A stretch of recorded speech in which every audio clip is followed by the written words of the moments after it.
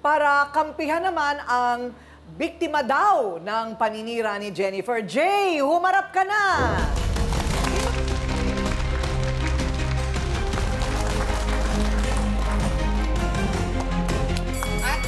Ayan. Magaling. Magaling. Anong Magaling bakit, talaga. bakit Magaling, saan magaling? magaling? Magaling kang kupal ka. Talaga lang? Bakit? Bakit ako naging kupal? Kupal ka, Anong boss. pinapalabas nyo? Hindi porket magbayaw kayo, wala kayong ano? O baka may tinatago kayo? Inggit ka. Actually, ito, 20 mil to. Oh? Ngayon, 6 na lang. Oh? Ano ulit? Ano ulit? 20 mil. Pinuunahan ko sa Lanzones. Oh. 30 kilos. Oh. Ang benta, 1.5. Oh. Yung Lanzones, 8 kilo na lang. Oh, kailan nangyari yun? Yung Hindi mo 30, nakatao yung ngayon. 30 kilo naging 8. Opo, tapos 1.5 lang ang binigay na benta. Ang sabi niya sa akin, puro tikim. Ha? Ang dami namang tikim nun. Kailan nangyari yan? Kailan nangyari yan? Ito ano lang po, September. September lang. September? Kasi kung tutuusin, kung tutubo ka ng 5,000 o 3,000, 1.5 na yung sa'yo. Kalahati yung sa'yo, pero anong ginawa mo, nilahat mo. Kung kinupit ko yun ng ganun Kupal kalaki, ka talaga, sana boss. dinala ko na yung Kupal lahat. ka. Ikaw na, boss. O eto na ha. Marami po sa aming mga nagiging kaso dito, di ba, Donita, tsaka Doc, meron na talagang iba pang pinag-awayan dati. Yes. Di ba? Yes. Kaya parang nagagatungan yung bagong sitwasyon. Ang dati nilang pinanggalingan ay tindera ni Jay, si Jennifer. Bakit mo siya tinanggal? Kasi nga po, nahuhuli ko na siya.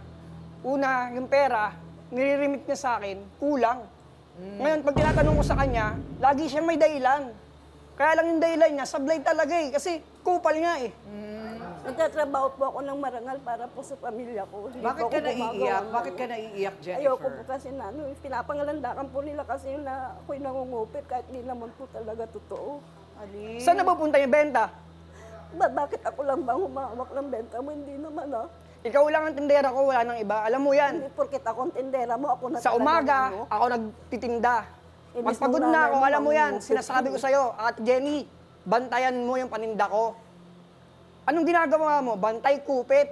Ako kahit na ganito lang ako, malinis ang konsensya ko. Hindi Huwag ako mo akong nangungupit. iyakan kasi hindi ako naaawa. Kahit di ka Mas maawa ka sa sinasabi akin. ko lang yun tunay. 20 mil ko, 6 na lang. Sinasabi ko lang sinasaloob ko dahil hindi Tapos ako tinanggal ganyan. kita. Sabi ko sa'yo, Jenny, pahinga ka muna. Ngayon, ikaw nga naninira sa amin. Tinanggal iyo. Naninira ako sa inyo sa pagtitimbang nyo, sa pagtitinda nyo ng ano. Oh, yung naninira ka. pangungupit- Inamin mo. Tawag doon. Pangungupit na sinasabi Inamin mo na, yun di ba? ang hindi totoo.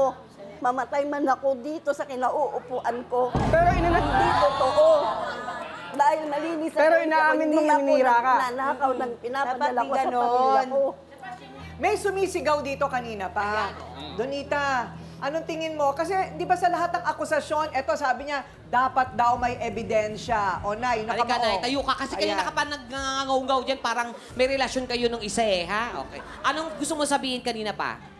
Unang-una, pagka mag-aakusasyon kayo sa isang tao, kailangan may pruweba.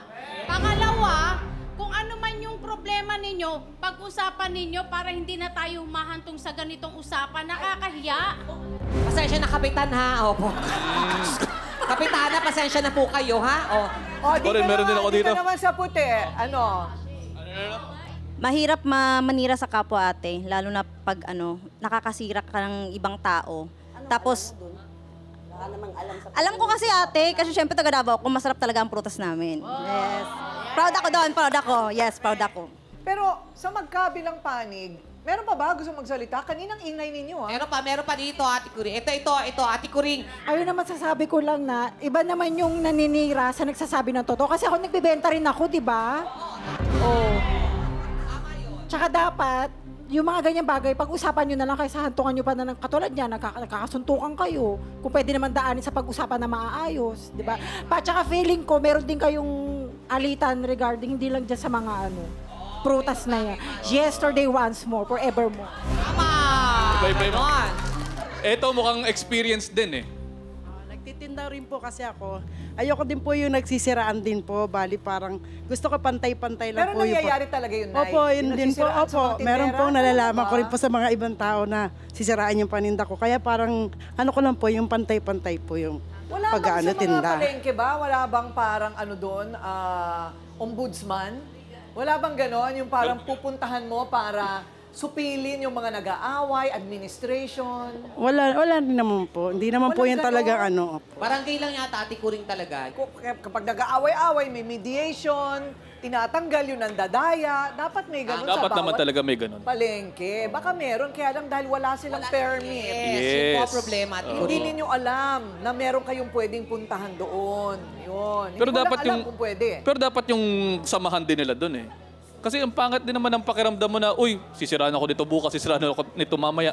Ba parang hindi rin magandang... Paano yung Doc Dec? lahat sila walang permit. Lahat sila gusto lang kumita. Tapos walang mga sumasakop sa kanilang mga regulasyon Yun na nga. ng aktual na palengke. So, yun ang problema pagka walang permit. Kasi sa lahat ng bagay ay kailangan may testigo at saka ebidensya. O ito naman ang testigo. Ang kakampi, palabasin na natin ang tetestigo para naman sa inirereklamong si Jennifer Julieta. Humarap ka na!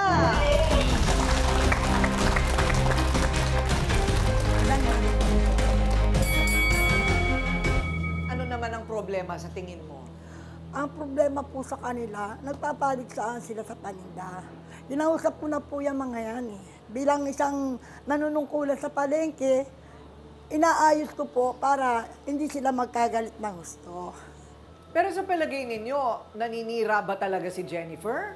Hindi naman po. Sa pangyayari na yun, meron lang po nag-ano sa kanya na yung tungkol sa timbangan. Hindi naman po siya naninira. So,